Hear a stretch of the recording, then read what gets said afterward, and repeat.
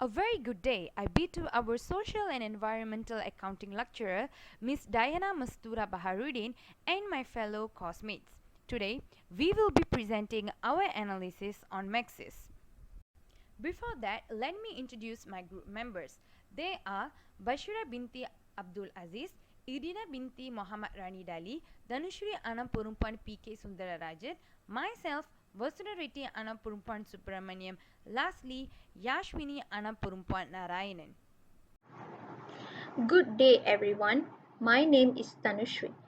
Let's have a look at what sustainable development is all about before we get into the topic. The idea of sustainability first emerged in the late 1980s as the response of world's social and environmental problems.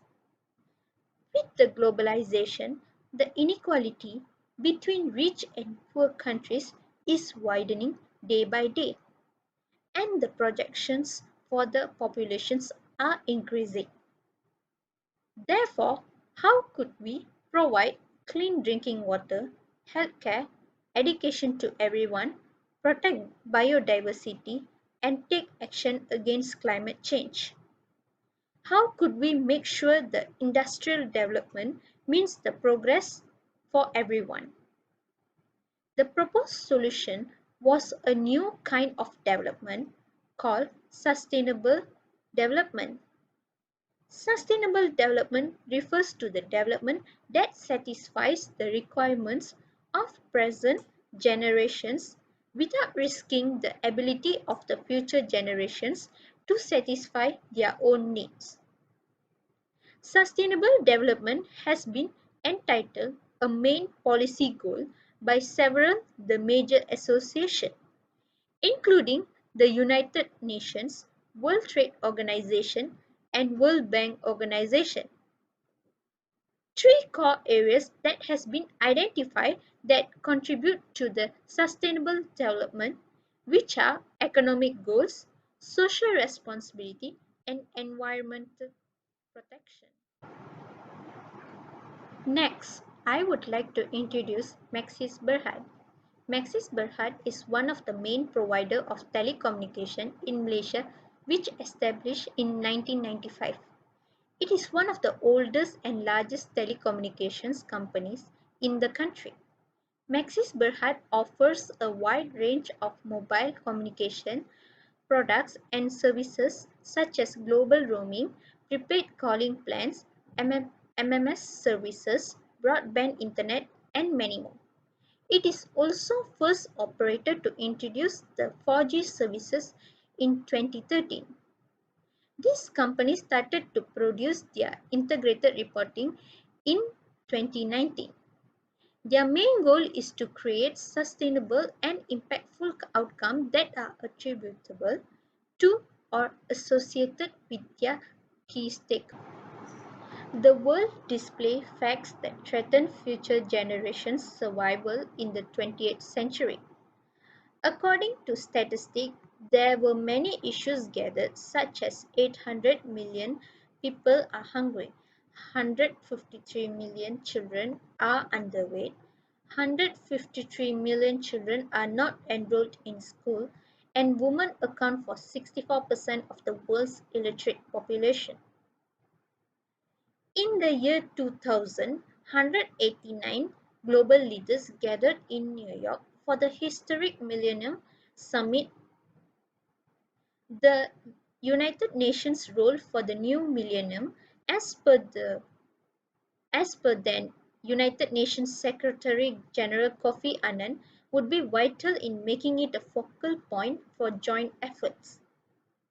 As a result, in the year 2000, the United Nations established 8 Millennium Development Goals in an effort to better the lives of world's poorest people. The year 2015 was set as the deadline. The Millennium Development Goals are comprised of 8 goals, 21 targets, and a set of measurable health and financial indicators for each goal. Although significant progress has been made toward fulfilling several of the Millennium Development Goals, Even before the 2015 deadline, success has been inconsistent between nations. The Sustainable Development Goals has been proposed as targets relating to future international development once the MDGs expired at the end of 2015. SDG has been adopted by all United Nations member states in 2015. The Sustainable Development Goals, otherwise known as Global Goals, act as shared blueprint for peace and prosperity for people and the planet. These 17 goals with 169 targets build on the successes of the Millennium Development Goals while including new areas such as climate change, economic inequalities, innovation, sustainable consumption, peace and justice, among other priorities. The goals are interconnected. Often the key to success on one will involve tackling issues more commonly associated with another. The goals are broad and interdependent, yet each has a separate list of targets to achieve. Malaysia has continuously embraced sustainable development in the national agenda. In this regard, the commitment in the 2030 Agenda for Sustainable Development has been mapped with the 11th Plan to align strategies and initiatives to support the Sustainable Development Goals. The first phase of a roadmap is being developed to provide guidance for the smooth implementation of the 17 Sustainable Development Goals. The roadmap takes into account the nation's capacity and capabilities in achieving the identified goals and targets of the 2030 Agenda. Analyze the social and environmental disclosures extent of the top 100 Malaysian PLCs on Bursa Malaysia to determine its skewness towards either the social stance or the environmental stance. And we use Maxis Berhad as an example for our explanation. This is a table related to MDG goals from year 2012 to 2014. So out of 8 goals, only 7 goals are related to social aspect, and the one in orange, goal 7, is related to environmental aspect. So I'll be using the year 2012 for my example. So in 2012, Maxis has done goal 1, goal 3, and also goal 8 in the social aspect, and also goal 7 in the environmental aspect.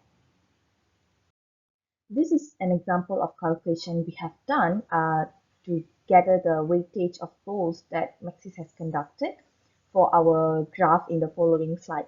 So for example, in 2012, as I said in my previous slide, under social stance, 3 goals were conducted. Therefore, 3 over 8 times 100 is 37.5%. Under environmental stance, only 1 goal was conducted, which was goal 7. So 1 over 8 times 100% is 12.5%. So this formula will be using from year 2012 until 2014's calculation, which we will be using the percentage in the graph in my following slide. So this is the SDG goals table. So during the SDG era, for the years that we have used, which is from 2015 to 2020, there are 17 goals, and out of 17, 8 goals are related to environmental aspect. And one goal, which is goal 9, you can see the star at the front, which means this goal is being used as an environmental aspect and also in the social aspect. So I'll be using 2020 for my calculation purpose. So there are 6 goals related to the social stance and also 4 goals related to the environmental stance. So the 6 goals under the social stance is calculated as 6 over 17 times 100%, which equals to 35.29%. And also under the environmental stance, there were 4 goals conducted, which equals to 4 over 17 times 100%, which equals to 23.53%. So this formula we used to calculate the weightage of goals performed from year 2015 to 2020 for the graph I'll be explaining in my following slide. As you can see, this is the graph that we have come out from using the weightages we calculated in our previous 2 slides. So from 2012 to 2014, you can see the graph is very stable. There's no upward trend or downward trend because the number of goals conducted both in the social and environmental aspect was same by Maxis Berhad. But then from 2015 to 2020, there is an upward and downward trend in the goals. So most goals were conducted in 2018 and 2020 during the SDG era. To analyze on the extent of disclosure and the stance taken by Maxis Berhad, we have drafted out a bell-shaped graph, and we found that they lean towards the social stance more than the environmental stance. This may be due to their nature of business, which is providing services. However, they do not completely disregard their environmental contributions. There are some goals like life below water, life on land, as well as clean water and sanitization under the SDG goals, which have not been explored by Maxis. Hi, I am Irina and I will be presenting on question 2. Analyze the social and environmental disclosures extent comparing the pre and post SDG era. The post SDG era will be from 2015 till 2020 and the pre SDG era will be from 2012 till 2014 for the same organization allocated to your group. A reason for failure of MDG internationally is due to the limited efforts to utilize the potential of private sectors like Maxis Berhad, which led to the slow progress of the MDGs. When analyzing, it is apparent that more SDG goals were achieved compared to MDG goals. The main reason behind this deviation is MDG goals were more focused on third world countries. MDG goals were introduced by the United Nations in order to overcome critical problems such as poverty and hunger issues faced by such countries. As a developing country, Malaysia wasn't able to fulfill more of the MDG goals. Furthermore, MDG goals were described in a vague manner. Many activities that were largely carried out by Maxis can be grouped to a single goal, leaving the other goals unfulfilled. This may make Maxis seem like it is not socially responsible, but that is not the case. Assalamualaikum and good day everyone. My name is Bashira. I will continue with question number 2 of SDG part. SDG align and interconnect social and environmental priorities with Maxis business objective. It serves with clear guidelines and aims in tackling this objective. Even though the number of goals increased in SDG era, but the bottom line objective is still work to work. After analyzing, it is apparent that SDG goals were created in such a way it oversees the issues in the third world developing and developed countries. As company that is located in Malaysia, which is a developing country, Maxis was able to fulfill more SDG goals.